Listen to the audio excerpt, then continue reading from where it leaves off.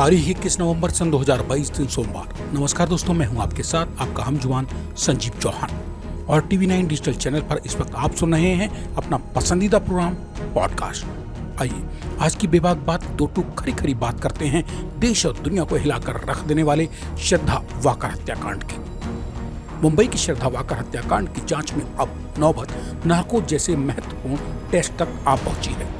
शायद इसलिए कि जांच में जुटी दिल्ली पुलिस की समझ में आ चुका है कि आरोपी यानी श्रद्धा का बेवफा प्रेमी और संदिग्ध कातिल आफताब अमीन पूनावाला पुलिस को अपनी बातों में उलझाकर जांच एजेंसी का वक्त बर्बाद करने के सिवाय और कुछ नहीं कर रहा है, ताकि किसी भी तरह से आरोपी की पुलिस रिमांड अवधि कम से कम राज उगले बिना ही पूरी हो सके और आरोपी सुरक्षित जेल की चारदीवारी के भीतर पहुंच सके। एक तरीके से देखा जाए तो जब से श्रद्धा हत्याकांड का भांडा फूटा है तब से यानी 7-8 दिनों से सिर्फ मीडिया ही बोल छाप रहा है।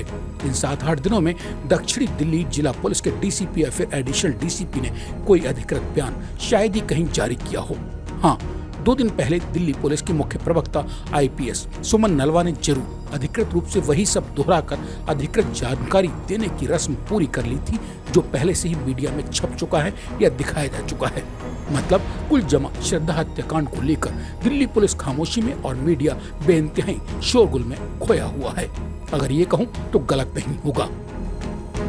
ऐसे माहौल में बात करते हैं आरोपी के नार्को टेस्ट को लेकर। मीडिया में बिना किसी पुष्टि के ही छप चुकी खबरों में कहा जा रहा था कि आरोपी का नार्को टेस्ट रविवार या सोमवार को हो जाना है, जो नहीं हुआ।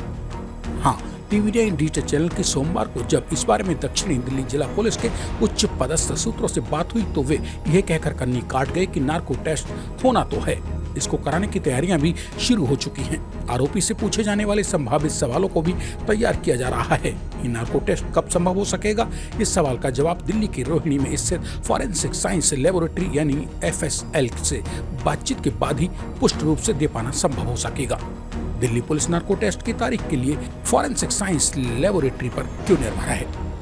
इस सवाल के जवाब में जांच टीम में शामिल एक अधिकारी ने सोमवार को टीवी 9 डिजिटल चैनल से कहा, दरअसल आरोपी से पूछे जाने वाले जो संभावित सवाल हम तैयार कर रहे हैं उन सवालों पर एक बार फॉरेंसिक साइंस लेबोरेटरी टीम के साथ बैठकर बात करनी जरूरी होगा। साथ ही उन्हें यानी एफएसएल टीम को हम केस की पूरी कहानी फिर से सुनाएंगे ताकि एफएसएल की टीम भी हमारे सवालों में कुछ और नए सवाल जोड़ सके, जिससे कि आरोपी से पूछे जाने पर तफ्तीश को और मजबूती मिल सके। रविवार सोमवार को आरोपी का नार्को टेस्ट कराए जाने की खबरें मीडिया में आ रही थी।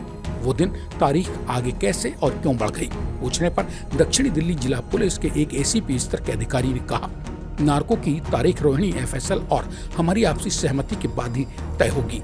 मीडिया में खबरें कहां से छप गईं, इस बारे में मुझे कुछ नहीं पता। उधर टीवी 9 डिजिटल चैनल ने सोमवार को दिल्ली के रोहिणी स्थित एफएसएल में कुछ उच्च पदस्थ और विश्वस्त सूत्रों से बात की। उन्होंने कहा, हमारे यहाँ चर्चा इस बात का तो 2-3 दिन से चल रहा है कि श्रद्धा मर्डर केस के आरोपी का नार्को एनालिसिस टेस्ट होना है। कब होना है यह अभी तय नहीं हो सका है। नार्को टेस्ट एक बेहद जटिल प्रक्रिया है जिसमें किसी भी एक स्टेज पर जरा सी भी भूल पूरे मुकदमे के ट्रायल को ही बदल सकती है, इसलिए इसे इत्मीनान से अंजाम दिया जाना जरूरी होता है। यह जल्दबाजी का काम नहीं है। इसके लिए हमारी टीम को तफ्तीशी टीम यानी दिल्ली पुलिस की वो टीम जो बीते कई दिन से श्रद्धा मर्डर केस की जांच में जुटी है के साथ बैठकर गहन मंत्रणा करनी होगी। सस्पेक्ट यानी संदिग्ध कातिल आफताब अमीन पूनावाला से पूछे जाने वाले कुछ संभावित सवाल पुलिस हमें सौंपेगी। उसके बाद हम पुलिस से अब तक उसके द्वारा की गई तफ्तीश की कहानी डिटेल में सुनेंगे। फॉरेंसिक साइंस लेबोरेटरी के एक अन्य उच्च पदस्थ सूत्र ने अपनी पहचान उजागर न करने की शर्त पर टीवी 9 डिजिटल चैनल से कहा, सवालों की संयुक्त सूची तैयार करने के बाद हम लोग यानी रोहिणी एफएसएल मिलकर एक टीम बनाएंगे।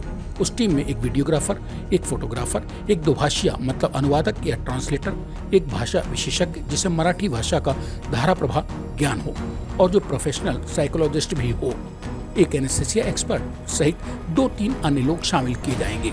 मराठी भाषा विशेषज्ञ का इस टीम में होना इसलिए जरूरी होगा क्योंकि आरोपी की पकड़ अंग्रेजी और मराठी भाषा पर ज्यादा है।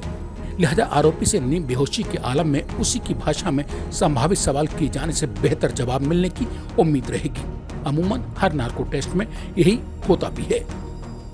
अपशिष्ट सूत्रों से बाहर निकलकर आ रही अंदर की बात अगर मानी जाए तो उसके मुताबिक इस वक्त रोहिणी स्थित फॉरेंसिक साइंस लेबोरेटरी के पास मराठी भाषी एक ही सीनियर साइंटिफिक ऑफिसर यानी SSO है, जिनकी उम्र 30-32 साल है। आफ्ताब पूनावाला के नार्को टेस्ट वाले दिन अगर ये SSO उपलब्ध रहे तो टीम में इनके भी शामिल होने की पूरी संभावना रहेगी। अन्यथा दूसरे विकल्प के बतौर किसी मराठी भाषी अनुवादक मतलब ट्रांसलेटर को शामिल किया जाएगा। किसी भी संदिग्ध आरोपी का नार्को टेस्ट करने वाली टीम में शामिल। यूं तो हर सदस्य की अपनी महत्ता अहमियत होती है, फिर भी इस टीम में शामिल एनेस्थीसिया एक्सपर्ट और आरोपी से सवाल करने वाले मनोविशेषज्ञ जो भाषा विशेषज्ञ भी होता है की भूमिका सबसे अहम या महत्वपूर्ण मानी जाती है। इसी के साथ अब आज मुझे यानी अपने दोस्त संजीव चौहान को दीजिए इजाजत। मंगलवार रात मेरी लौट कर आने तक कीजिए इंतजार। तब तक के लिए नमस्कार। और हाँ दोस्त, जाते जाते TV9 डिजिटल चैनल को सब्सक्राइब करके अपने मन की बात भी तो कमेंट बॉक्स में लिखते जाइए।